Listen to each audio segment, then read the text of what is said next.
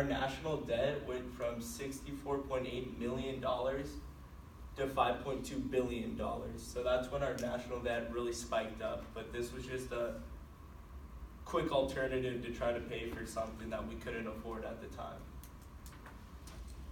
So then, this is kind of like a photo of the greenback like I was talking about. This was what Lincoln started to use to fund the war and pay for it.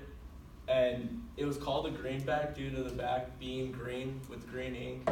So that kind of got them, that gave them their famous name, and then we've been using them ever since. They've been off the gold and silver standard for almost 100 years now. Nowadays, the United States, our currency kind of touches all around the world. This is a map of all the places where our currency, like all the different countries that our currency kind of touches. So all these ones in orange are ones that we have a fixed exchange rate with them, also known as a pegged exchange rate, meaning whenever our currency deflates or inflates, theirs goes with us.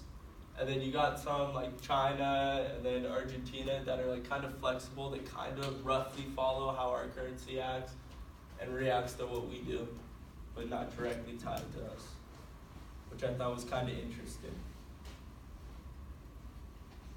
And then like I was talking, during our first founding of this nation, we had something called continental currency. So continental currency, so each little colony had its own little set of currencies. So Georgia would have its own dollar. Then if you went to Alabama, they would have their own dollar, which made trade really, really hard to do between states.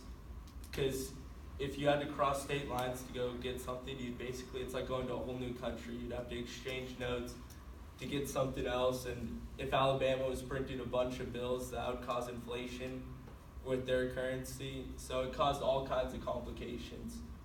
And another huge problem with these was it was such easily counterfeited. So people were counterfeiting these for a long time, and it just made it so they could cheat the system. And now that the Federal Reserve, there's a lot of different laws in place and rules that could get you in a lot of trouble if you try counterfeiting the dollar bill today. And that is it.